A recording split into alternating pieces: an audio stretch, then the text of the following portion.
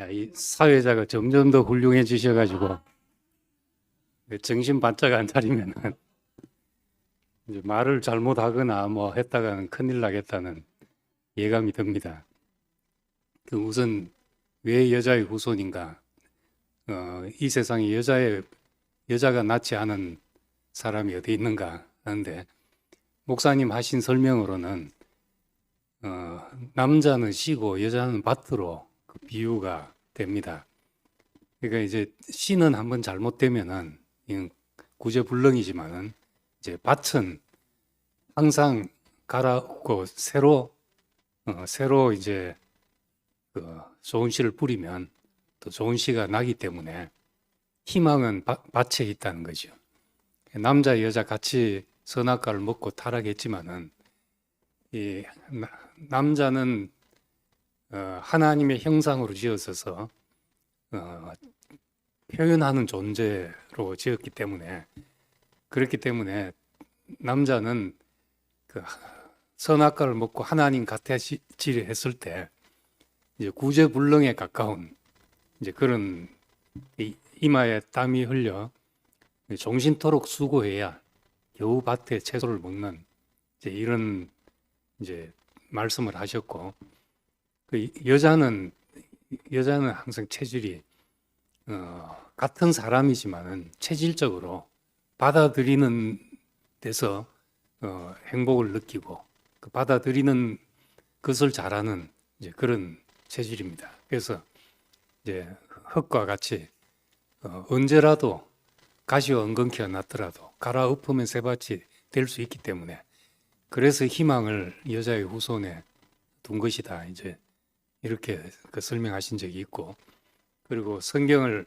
쭉 보다 보니까 비슷한 맥락에서 처녀가 잉태하여 아들을 낳는다. 또 예수님의 계보에 그 여자들 왜 이 여자들이 언급됐는가 이런 것들이 이제 같은 맥락으로 해석될 수 있지 않나 하는 겁니다. 두 번째 젊은 여자가 잉태하여 아들을 낳을 것이요. 뭐 당연한 젊은 여자가 놓지 늙은 여자가 놓나. 뭐 그리고 너무 당연한 말을 이건 뭘 징조라고 이야기를 하나 하는데 우린 지금 이제 처녀가 잉태하여 아들을 낳는다는 뭐 아주 극적인 상황을 이제 이미 우리 속에 입력하고 있기 때문에 그런데 그래서 지난주도 말씀한 것처럼 그 시대 상황으로 들어가서 본다면은 그건 이제 뭐 이래도 안 되고 저래도 안 되는 아주 절망적인 상황이었던 겁니다. 그런데 이제 그 징조라는 것이 그럼 그 시대는 지금 뭘 두고 말한 것인가?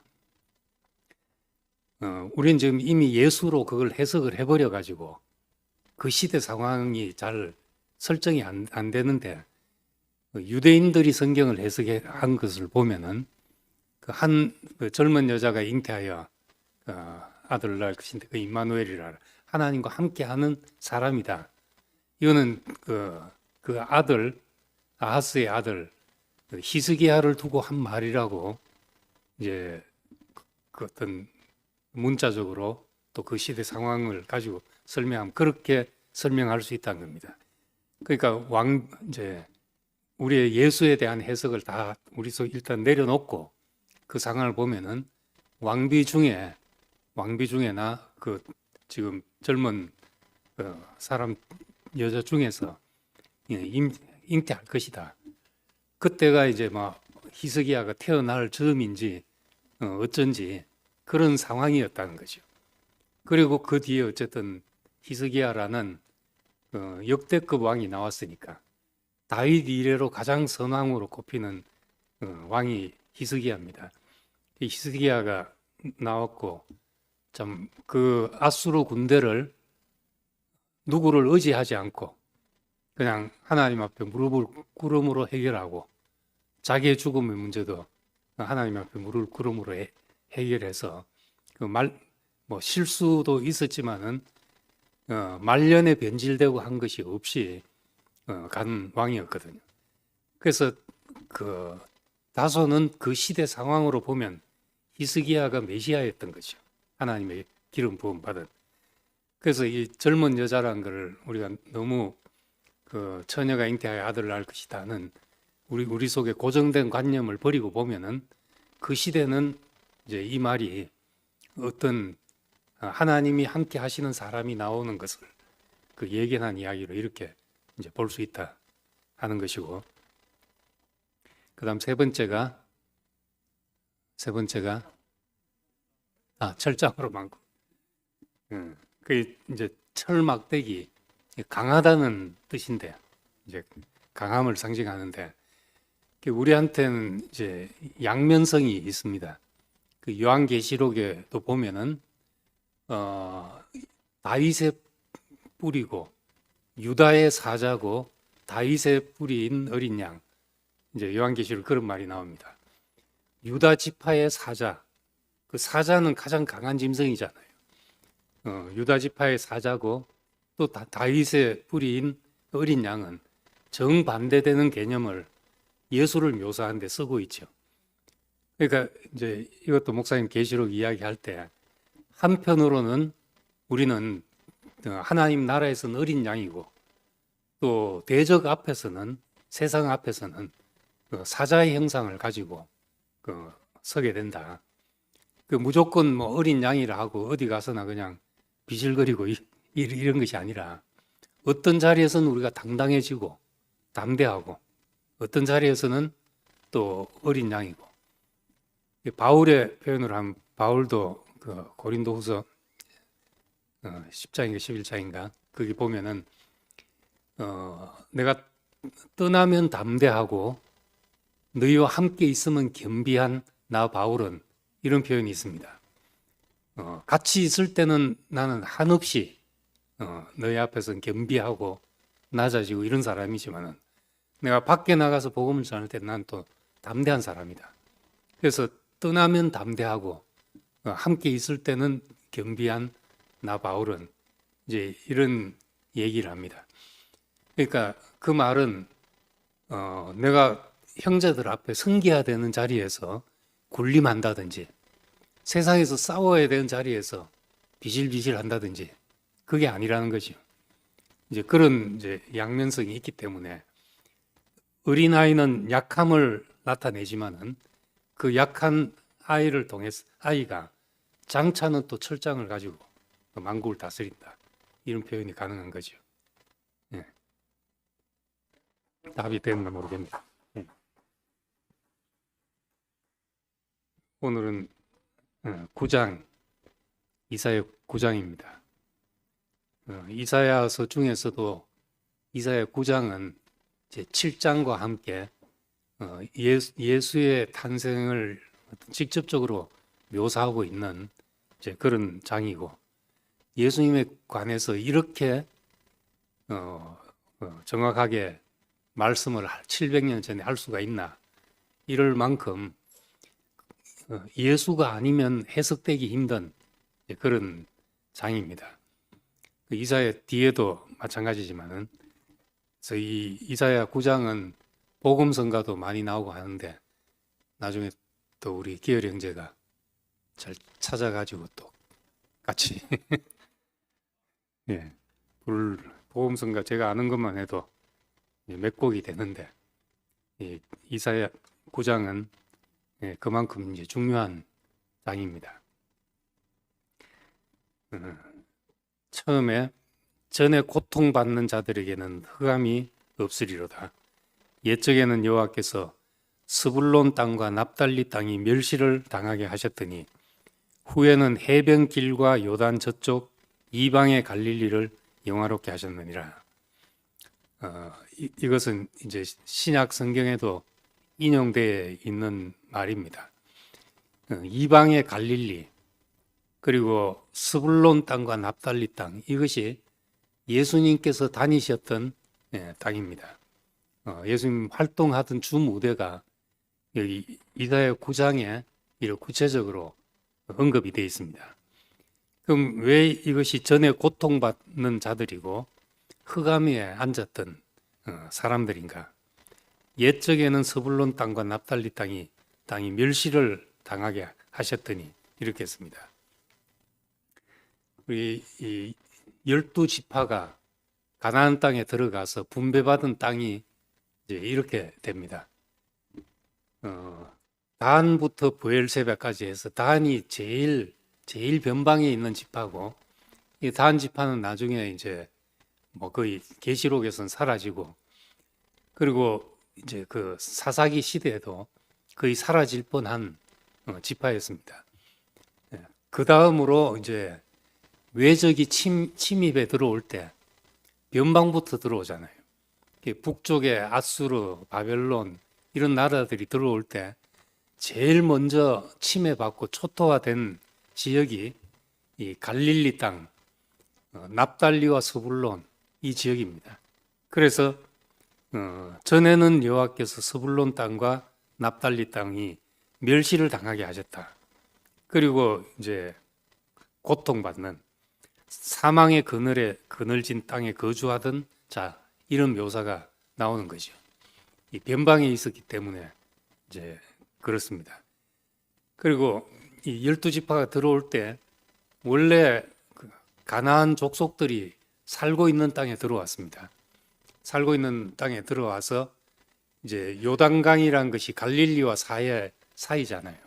이 들어왔을 때 이제 처음 여리고성을 무너뜨리고 또 아이성을 쳐들어가고 이렇게 해서 하나님의 명령은 그 이방 족속을 다 멸하고 해야 된다. 그 섞이면 안 된다 하는 이제 말씀을 하셨는데, 다 멸하지 못하고 그냥 함께 살게 된 지역 중에 하나가 스불론 납달리 땅이죠.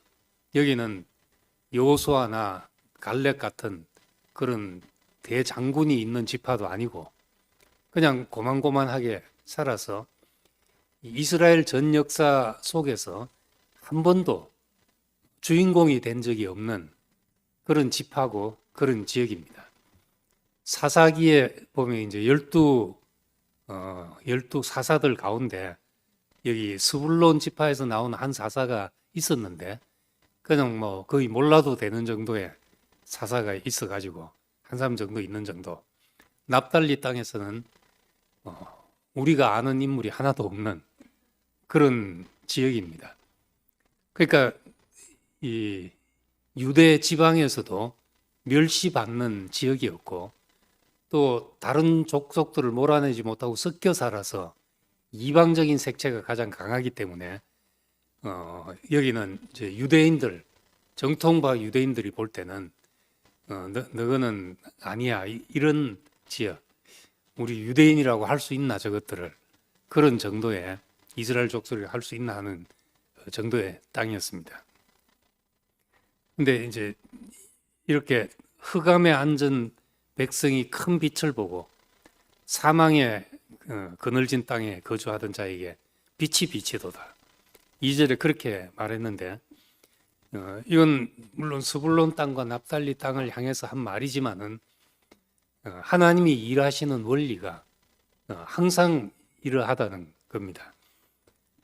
늘 우리 자신의 경험을 봐도 우리에게 그리스도가 찾아올 때, 늘 잘 나가고 있을 때, 뭐 세상에 서광이 비칠 때, 이럴 때가 아니라 내가 캄캄한 자리에 앉았을 때, 공고하던 자리에서 사망의 그늘진 어떤 그런 그늘이 내게 드리워질 때, 그때 뭔가 하늘이라도 열리지 않으면 안 되는 사람이 되고, 그럴 때 우리가 이제 빛을 보고 하늘이 열리고 하는 그런 경험들을 하게 됩니다.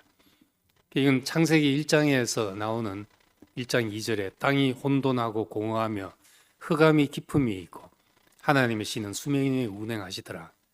항상 찾아오는 자리가 이런 자리에 찾아올 때 빛이 비치는 거죠. 계시록에 보면 예수님을 묘사할 때 광명한 새벽별이다 이렇게 묘사를 하고 있습니다. 예수 그리스도는 주는 저 산 밑에 백합, 빛나는 새벽별, 우리 찬송가에도 있지만은 왜 빛나는 예수는 빛나는 새벽별인가? 오나의 태양 그렇게 하지 않고 왜 예수를 빛나는 새벽별이라고 말하는가? 거기서 말하는 새벽은 밤이 가장 깊을 때를 말합니다. 밤이 가장 깊을 때 가장 밝게 비치는 별, 그게 새벽별이죠. 예수 그리스도는 그렇게 땅의 사정이 가장 어두울 때 우리의 그 밝은 빛으로 찾아오시는 분이기 때문에 여기서도 흑암에 행하던 백성이 큰 빛을 보고 사망이 그늘진 땅에 거주하던 자에게 빛이 비치도다.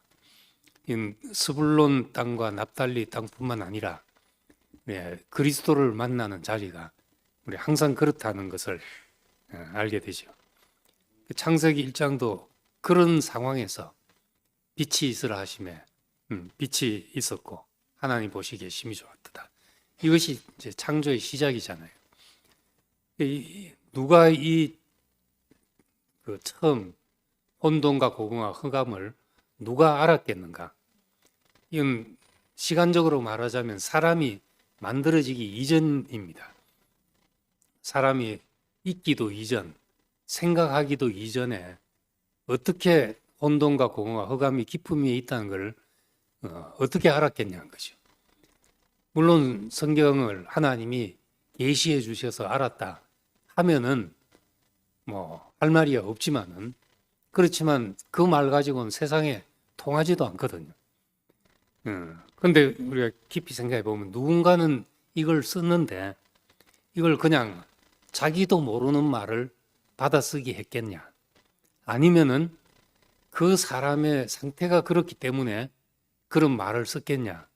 그걸 생각해 보면은 우리가 하나님 말씀을 받을 때도 내가 그런 사람이라야 그 말이 나한테서 나오게 되고 하나님은 그렇게 쓰시는 것이. 오늘도 누가 올린 글에 보니까 돌을 든 사람, 가늠한 여자를 앞에 놓고 돌을 든 여자, 이런 여자를 하나님은 돌로 치라 했다 하는 사람을 통해서는 하나님은 돌을 들어 치는 하나님으로밖에 표현되지 않지 않냐. 그런데 예수님이 와서 너희 중에 누구든지 죄 없는 자는 돌로 쳐라 하는 그 하나님 앞에서 우리의 연약함을 공감하시는 하나님이 계시되지 않았냐. 목사님 하신 말씀을 인용해서 그렇게 올려놨더라고요.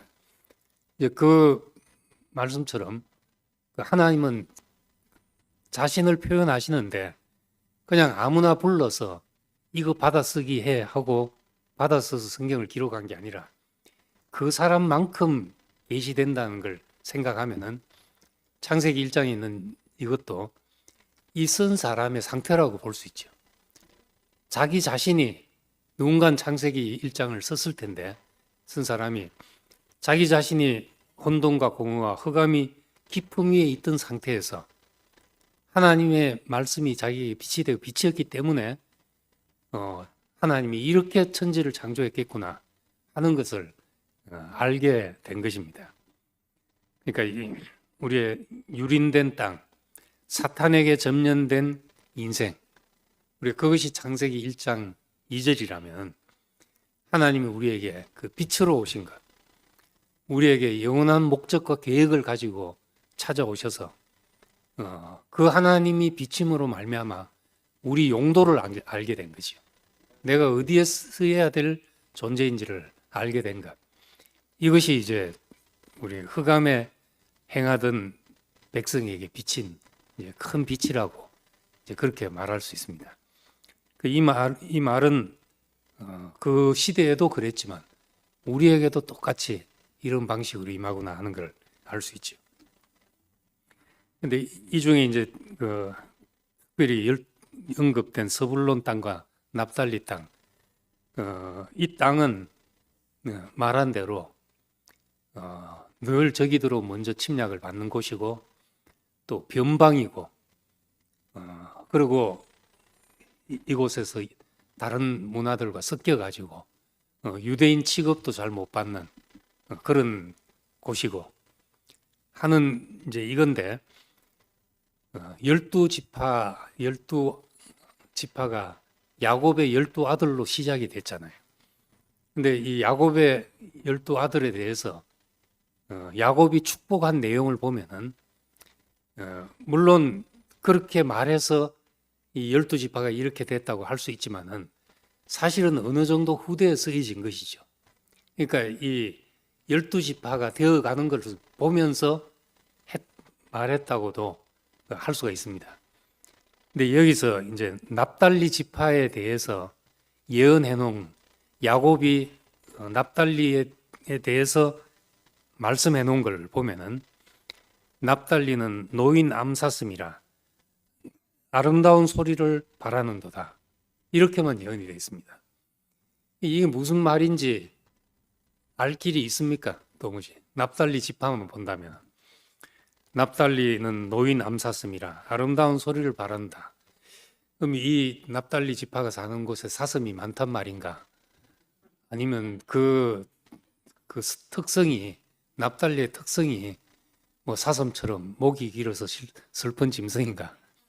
하지만 그런 건 이제 알 길이 없고, 이 말씀 자체, 야곱이 왜 납달리를 그렇게 말했는지는 해석할 길이 없었습니다.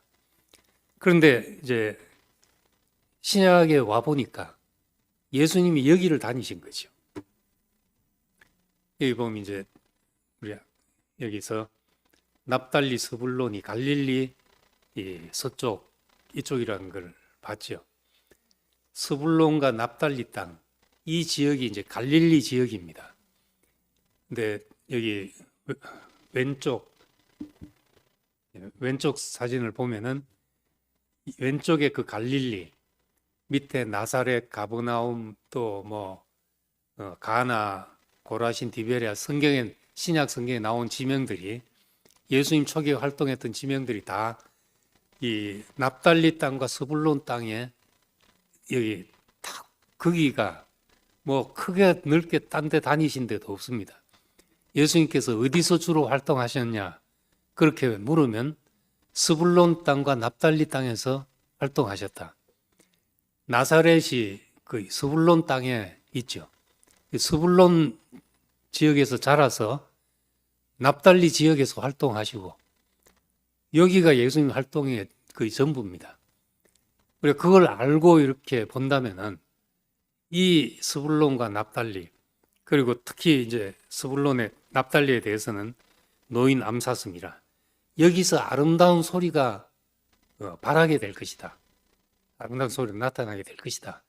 이것을 우리의 전 역사를 통해서 스불론을 생각한다 해도 예수로 해석되지 않고는 해석할 길이 없는 말씀이죠. 예수님이 오시고 나시니까 이 말이 그 말이었구나. 야곱이 한 말이 야곱이 스불론을 향해서 납달리를 향해서 한 말이 왜 노인 암사슴 같이 아름다운 소리를 바란다고 했는가? 그 예수의 복음 때문에 그렇게 했구나. 맞고 틀리고 간에 그렇게밖에 해석될 길이 없지요. 이 말씀이. 그러니까 예수님께서 갈릴리 지경을 다니며 복음을 전하기까지는 이 말을 알 길도 없었고 알 사람도 없었습니다. 멸시받던 땅 갈릴리 이게 교회의 시발점이 되었으므로 이것이 영광의 땅이 된 것이죠. 이 땅이 예수 때문에 빛을 보게 되었다. 그리스도가 오니까 이 땅이 빛이 났다. 그래서 성지 순례하고 가는 데가 이런 데죠. 사람들이 뭐 그건 딴 얘기지만은 오고 오는 세대 사람들이 예수를 아는 사람들이 한 번은 가보고 싶어하는 이제 그런 땅이 된 것입니다.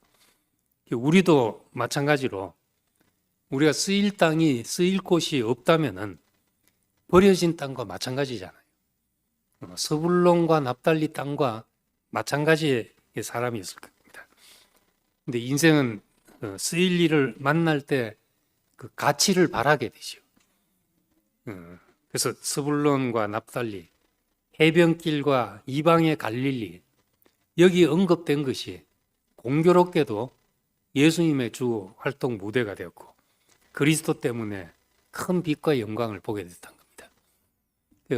우리도 지금 대구라는 곳을 뭐 누가 알아줍니까?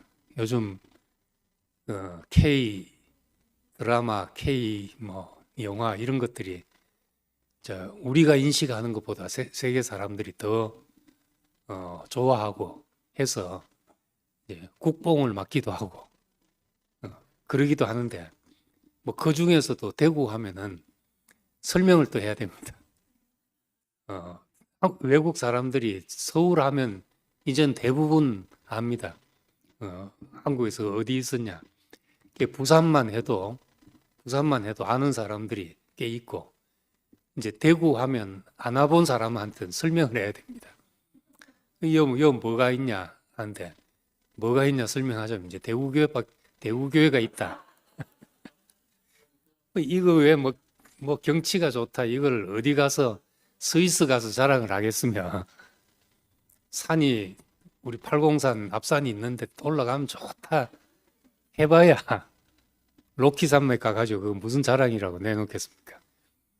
대구 가면 수성목 거기 젊은 사람들이 많이 모인다 해도 캐나다는 늘려져 있는 게 호수라 가지고 조금만 나가면 진짜 뭐 어디에 온 광활한 호수가 이제 펼쳐지고 하는데, 아무것도 자랑할 것이 없는데 그것이 이제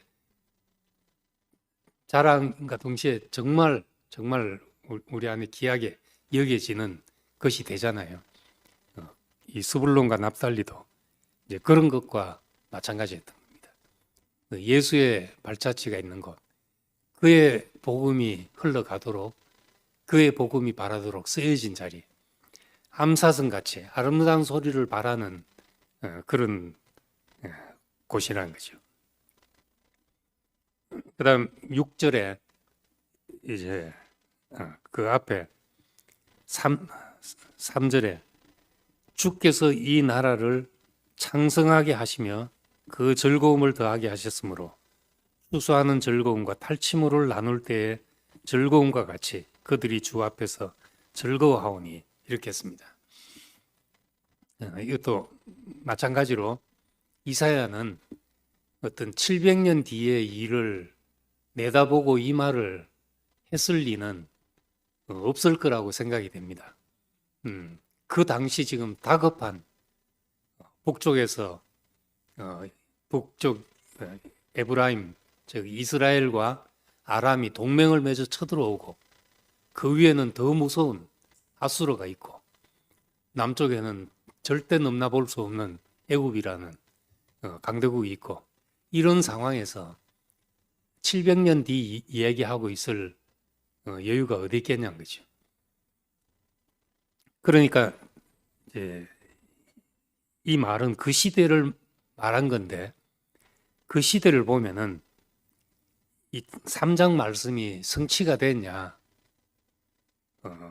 이 나라를 창성케 하시고 즐거움을 더하게 하셨으므로, 추수하는 즐거움과, 전쟁은 항상 있었으니까 전쟁에 나가서 이겨서 탈취물을 나눌 때의 즐거움과 같이 그들이 주 앞에서 즐거워한다. 이런 일이 이 시대에 과연 있었냐, 그 이후에 있었냐, 이걸 보면은 그 시대에도 그 이후에도 이런 일이 없었습니다. 이사야 이 아하스 시대 이후, 그 다음 이제 히스기야 때 잠깐 이제 나라가 제자리로 돌아오는 때가 있었지만은, 그 다음에는 곧 북쪽은 이스라엘은 아수르에게 망하고 남쪽도 다 망해가지고 바벨론에게 망해서, 이 말씀은 이제 말하자면 허구가 된 것이죠. 역사적으로 말하자면 이런 일은 일어나지 않았던 것입니다. 그런데도 왜 이것이 하나님의 말씀이 되는가? 그 선지자들의 역할이 요즘 우리 교회 말로 하면 판을 바꾸는 일이었죠. 물질적이고 역사적이고 꼭 그렇게 성취되는 그 일을 위한 메시아를 기다리는 데서, 영적이고 영원하고 만민을 포함하는 그 구원을 우리에게 오게 하는데, 이 말씀을 틀렸다 아니구나 하고 버리지 않고 보존해 놨다가 새롭게 해석하는 데 썼다는 겁니다. 그러니까 우리 성경 말씀에 우리는 우리의 확신이 너무 강하다 보면 내 입맛대로 취사 선택하기가 쉽습니다. 이 말씀은 맞고 이 말씀은 아니고 이러기 쉽죠. 내 경험이 중심이 되면 그렇게 되기가 쉬운 겁니다. 그런데 이제 사실은 성경은 수많은 사람들이 썼고 1500년이 넘는 기간 동안에 일어난 일들이고 역사로 보면은 그러니까 많은 것에 이 뭐라고 합니까? 옴니버스라 해야 됩니까? 그러니까 많은 것들의 집합이죠. 나 혼자만의 경험이 아니고 많은 것들이 집합이라는 겁니다. 우리 교회에서 쓴 책, 예수의 아버지 하나님 하는 책에 서문에 두 가지 예화를 드러났습니다. 한 가지는 이제 우리가 잘 아는 예화, 금강산을 가본 사람과 금강산을 안 가본 사람. 금강산을 안 가본 사람은 안 가본 사람이 금강산에 대해서 이야기를 하면 써놓은 것밖에 모른다. 써놓은 것밖에. 근데 갔다 온 사람은 그 금강산이 자기 속에 살아있기 때문에 책에 있는 말을 봐도 무슨 말인지 알지만은 책에 없는 말까지도 할 수 있다. 이게 이제 우리가 경험의 소중함이잖아요. 그냥 머리로 들어서 아는 것이 아니라 경험의 소중함.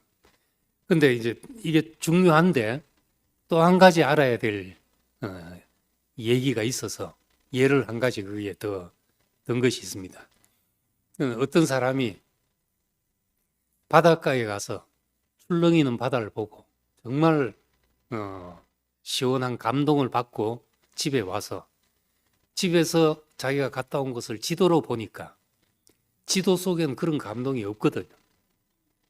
그러니까 이제 경험이 물론 중요하죠. 바닷가에 가서 그 바다를 보는 거하고 지도를 보는 거하고는 감동이 전혀 다르다는 겁니다. 이제 그렇지만 우리가 바다를 항해하자면 감동이 없지만 지도가 반드시 필요하다는 거죠. 왜냐하면 이 지도는 바닷가 가본 수많은 사람들의 이야기를 같이 모아서 쓴 것이기 때문에, 만든 것이기 때문에 그렇다는 겁니다. 내 혼자 바닷가 앉아서 감동받은 이야기하면 얼마나 감동적입니까? 근데 그거는 그 한 지점에서 일어나는 일이죠. 바다를 항해하자면 시편의 표현들을 깊은 데서 영업하는 자는 하나님의 행하심과 그 기이한 일을 깊은 데서 본다 한 것처럼 우리가 깊은 바다로 나가자면 지도가 반드시 필요하다는 겁니다. 성경도 마찬가지로 이 말은 내가 이해되는데 이 말은 안 된다고 해서 버릴 것이 아니라 그대로 두고 보면 어떤 사람 안에서 그것이 경험돼 나올 수도 있고 또 내가 나중에 그걸 경험할 수도 있으니까 이건 맞고 이건 아니다는 식의 이야기는 우리를 더 옹색하게 만드는 것이죠. 여기 말도 이스라엘 역사 속에 한 번도 일어나지 않았지만은 9장 3절의 말은 그렇지만 유대인들은 고집스럽게 이런 말을 삭제하지 않고 그대로 둔 것입니다. 근데 예수 안에 와서 우리가 새 판인 하나님 나라, 이스라엘이란 하나님 여호와의 나라에서 그의 나라와 그의 의를 구하는 그 예수의 아버지의 나라, 그 하나님의 나라로 판이 옮겨지고 나니까 이 말이 사실이 되고 우리가 누구라도 영원토록 경험할 수 있는 이제 그런 말씀이 된 것입니다. 그래서 이 영구히 창성할 나라, 이 나라는 그리스도의 나라, 우리가 그렇게 바뀐 것을 우리는 알고 성경을 볼 수 있다는 것도 이제 축복이죠. 그다음 우리 오늘 중요한 6절, 이는 한 아기가 우리에게서 낳고 한 아들을 우리에게 주신 바 되었는데 그 어깨에는 정사를 메었고 그 이름은 기묘자라 묘사라 전능하신 하나님이라 영존하신 아버지라 평강의 왕이라 할 것이라. 그래, 요거는 이제 그 이사야 9장 1, 2절 말씀이 마태복음 4장에서 예수님이 갈릴리 지경을 다닌 걸 보고 아, 이사야에 있었던 말이 이 말이구나 하고 그렇게 이제 인용한 마태복음 말씀입니다. 이사야 9장 6절에 이 말씀, 이사야는 다가오는 시대에 위대한 평화의 왕이 나타날 것이라고 예언을 한 것입니다. 한 왕이, 한 아기가 우리에게 날 건데 그는 우리에게 위대한 평강의 왕이 될 것이다. 평화를 가져오는 왕이 될 것이다. 이제 이렇게 예언하는데, 이 예언을 하면서 지금까지 어느 누구에게도 붙이지 않았던 수식어들을 붙이면서 이 왕을 묘사하고 있습니다. 한 아기가 우리에게서 낳고 한 아들이 우리에게 주신 바 되는데 그 어깨에는 정사가 메었고 그 이름은 기묘한 모사라, 전능한 하나님이라, 영존하시는 아버지다, 평강의 왕이다. 이 사람을 향해서, 이 왕을 향해서 전능한 하나님이고 영존하시는 아버지라고 말할 정도로 이제 이런 위대한 수식어를 갖다 붙인 말씀을 이사야가 했습니다. 그런데 지금까지 다윗 왕이 있었어도 이렇게까지 묘사를 하지 않았죠. 전에도 없었고 또 앞으로 나올 왕들 누구한테 붙여도 과한 말이죠. 누구에게도 이렇게까지는 말할 수 없는 말이었습니다. 이사야 9장 6절은 그야말로 지금까지 누구에게도 이 말을 적용할 수 없는 이제 붕 떠 있는 말씀인데, 제자들이 예수를 그리스도라고 묘사하면서 구약 성경을 가져와서 말할 때 이 말씀보다 예수를 더 잘 표현할 것이 있겠나 하고 예수에 적용을 하고, 우리가 볼 때도 이 말은 예수에 관한 예언이다 이렇게 생각하게 된 것입니다. 이 말씀이야말로 정말 그리스도가 아니면 감당할 수 없는 말이죠. 어느 왕인들 누가 사람을 향해서 전능하신 하나님이라, 영존하시는 아버지라 이런 말을 붙이겠습니까? 그런데 이제 역사상 유일하게 이 말을 붙여도 이의가 없는 사람이 예수였던 것이죠. 우리도 성경을 볼 때 어떤 말은 이게 나를 두고 한 말이구나 이렇게 알아질 때가 있습니다. 다윗도 그렇고 성경의 사람들이 부분적으로는 다윗도 영적으로 감동이 되어서 충만할 때 주여 내가 나를 가리켜 기록한 것이 이 두루마리 책에 있나이다. 주여 내가 이때를 위하여 왔나이다. 이런 표현들이 이제 시편 40편 같은 데 있습니다. 자기도 하나님의 말씀을 보다 보니까 이게 나를 가리켜 기록한 것이구나 이렇게 말했죠. 예수님은 이제 그 말씀을 인용해서 이 성경이 내게 대하여 증거하는 것이다 이렇게 이제 말을 했던 겁니다. 우리가 성경을 봐도 어떤 대목에서는 우리도 그럴 때가 있죠. 부분적으로는 이게 정말 나를 두고 한 말이구나. 모태로 나무로부터 택정함을 입었다. 이제 누가 한 말입니까? 모태로 나무로 된 예레미야가 한 말이고, 또 바울은 창세전에 나를 택하사 이런 말씀도 하시고 했는데, 우리의 부르심을 생각할 때 우리도 날 때부터 하나님 택정하셨구나, 이 내 얘기구나 이렇게 고백할 때도 있는 겁니다. 그래서 성경에 정말 한 말씀이라도 이것이 내 얘기구나 하고 알아질 때, 그때 우리는 이제 살아있는 말씀을 경험하는 것이잖아요. 내 말을 경험하는 것이죠. 살아있는 말씀을. 그런데 사실 우리는 성경 전체가 나를 두고 기록했다 이렇게 말하기에는 과하지. 그리고 또 이사야 9장 6절 이 말씀을 이 얘기가 바로 내 얘기다 이렇게 바로 하기는 도저히 소화하기 힘든, 우리로서는 소화하기 힘든 말입니다. 근데 예수를 놓고 그의 전 삶과 죽음과 부활을 놓고 우리가 생각할 때 이분에게는 이렇게 말해도 되는구나 하는 말씀이 이 말씀인 거죠. 그는 기묘자라 모사라 이렇게 했는데 따로따로 했는데 따로 해도 되지만은 기묘한 모사라. 영어로는 이제 원더풀 카운셀러 이렇게 해서 우리말로는 멘토지요. 멘토. 요즘 하는 말로는 놀라운 멘토다. 우리에게 놀라운 길을 알려주는 분이다. 이런 말입니다. 누구도 생각하지 못한 어떤 길을 우리에게 열어주셨다. 그런 점에서 기묘한 묘사다.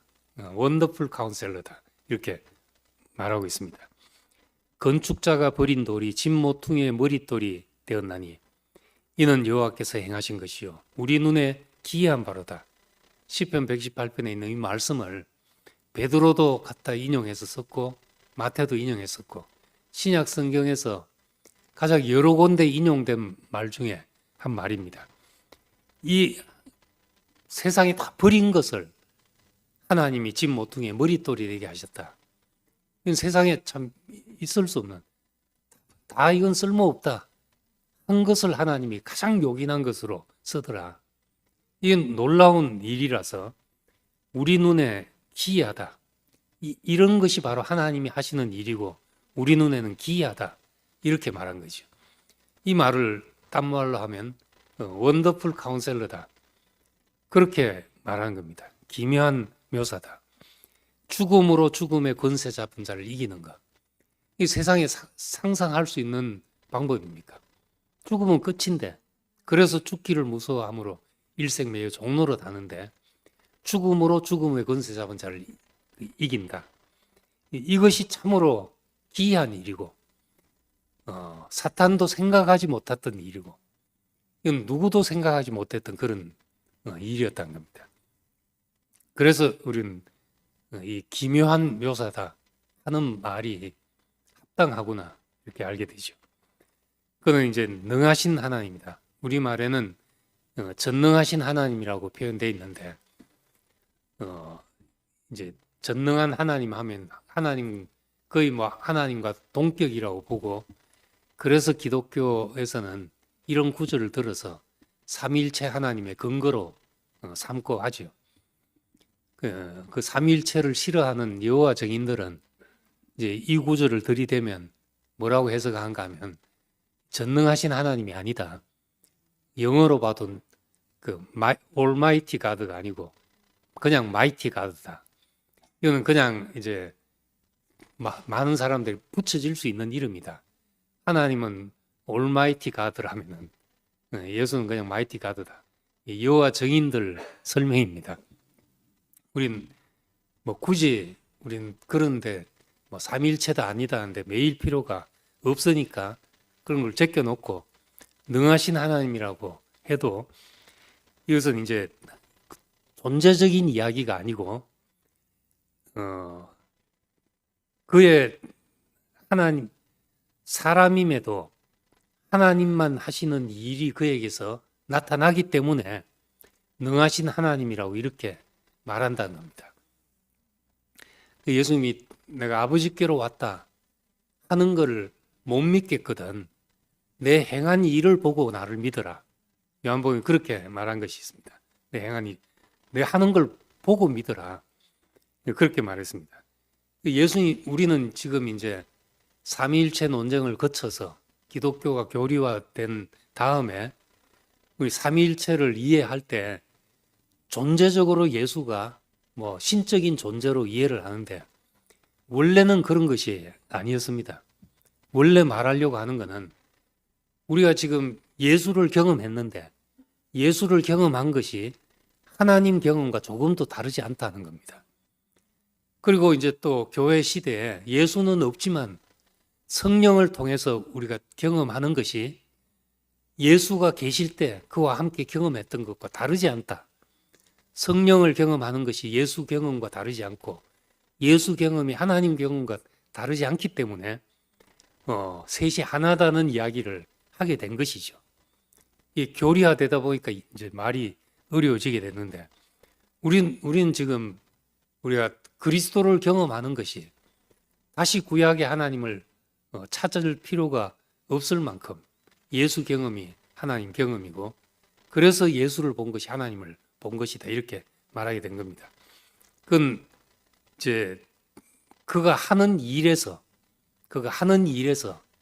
하나님이 아니면 할 수 없는 일을 그를 통해서 경험했기 때문에 우리는 그를 전능하신 하나님이다 또는 능하신 하나님이다 이렇게 고백한 겁니다. 이 얘기는 물 위로 걸어갔다든지 뭐 또 5천 명을 먹였다든지 이런 이야기뿐만 아니라 가늠한 여자를 살렸다든지 정말 어떤 절망이 있는 자에게 소망이 된다든지 이런 것도 다 포함하는 거죠. 하나님이 아니면 어디서 이 마음이 나오겠나. 이때 우리는 그를 능하신 하나님이다 이렇게 말하게 된 겁니다. 영존하시는 아버지다. 이것도 참 하나님 아니면 받을 수 없는 그런 표현인데 그리스도를 가리켜 영존하시는 아버지다. 이사야는 이제 주는 우리의 아버지시다 그랬고 예수님은 나는 내 아버지 이름으로 왔다. 그건 영존하시는 아버지에게서 왔다는 말이죠. 영존하시는 아버지다 하는 것과 그에게서 난 것이 하나이기 때문에 이제 그를 영존하신 아버지다 이렇게 부르는 겁니다. 나를 본 자는 아버지를 보았다. 사람으로서 영존하신 아버지를 보인 거죠. 한 아기가 낳는데 이 아기를 통해서 영존하시는 아버지가 보일 것이다. 예수님은 요한복음 17장에 내게 주신 사람들에게 내가 아버지의 이름을 나타내나이다. 아버지의 이름을 나타내나이다. 이렇게도 말할 수 있지만은 또 나를 본 자는 아버지를 보았다 한 것이니까 예수를 본 것이 영존하신 아버지를 본 것이죠. 이렇게 하나님에게만 붙여져야지 합당한 얘기들이 한 아기를 통해서 온 우리와 같은 사람에게 붙여질 수 있다는 것. 이거는 이제 신약의 경륜, 신약의 세판이 아니면은 해석될 수 없는 일들이란 겁니다. 왜냐하면 그냥 하나님 존재, 내 존재 따로 있는 자리에서는 설명할 수 없고 그와 내가 하나 된 세계에서만 이런 말이 붙어도 되는 사람이 나올 수가 있는 것이죠. 그래서 우리는 참 이 구약의 이사야가 그 계시였든지 그 시대를 보고 했든지 무엇이었든지 간에 이런 말을 쏟아낼 수 있었다는 것도 놀라운 일이죠. 그렇지만 우리에게 더 놀라운 것은 신약에 이 말을 그대로 적용해도 조금도 다르지 않는 사람을 경험했다는 것이 우리에게는 더 큰 은혜고 더 나아가서 우리 모든 사람에게 하나님의 말씀이 그대로 적용될 수 있는 이런 세계가 이제 교회 시대가 열렸다는 것은 더 말할 수 없는 축복이라고 할 수 있습니다. 그래서 우리는 그냥은 이 말을 받기에 우리는 감당할 수 없는 사람이었지만 예수를 통해서 소화돼서 우리에게 오니까 우리도 역시 이 말을 가지고 나갈 수 있는 사람이 되는 겁니다. 우리가 먹는 음식들이 단백질을 먹는다고 다 몸속에 막 근육이 되는 것도 아니고 영양가 좋은 걸 먹어도 소화 안 되는 사람이 있잖아요. 인삼, 홍삼이 좋다고 해도 그것이 우리한테 어떤 소화 효소가 없으면은 소화가 안 된다 그래요. 어떤 사람은 인삼 먹으면 힘이 난다 그러는데 어떤 사람은 아무리 먹어도 좋은지도 모르겠다 이런 사람도 있는 것이 그것이 그냥 몸속에 들어가서 우리 몸으로 바로 좋은 것이라고 쑥쑥 들어온 게 아니라 그것을 가지고 들어올 효소가 있어야 되죠. 몸속으로 가지고 들어올. 그래서 소도 소는 풀을 먹어서 단백질을 만들고 이렇게 간단하게 생각을 하는데 그 축산업을 하는 제 사촌이 축산 농대 교수를 하는 제 사촌이 자기가 그거 전공이라고 반추동물 영양학을 자기가 전공을 했는데 그 소는 이제 풀을 먹어서 그냥 단백질이 된 게 아니라 그걸 만드는 게 그 자기 위에 있는 박테리아라고 해요. 현기성 박테리아라고 산소를 싫어하는, 산소를 만나면 죽는 박테리아가 위에 있어가지고 그 박테리아가 풀을 단백질로 만들어서 흡수되게 한대요. 그래서 소한테 그런 박테리아를 싹 죽게 하면은 풀을 먹으면 그냥 그대로 다 풀로 나오지 그걸 소화할 수가 없다 그래요. 그러니까 누군가 한 번 소화해놨기 때문에 우리가 흡수되는 거거든. 요구르트나 이런 것이 다 다른 생명체가 한번 소화를 해놓은 것이잖아요.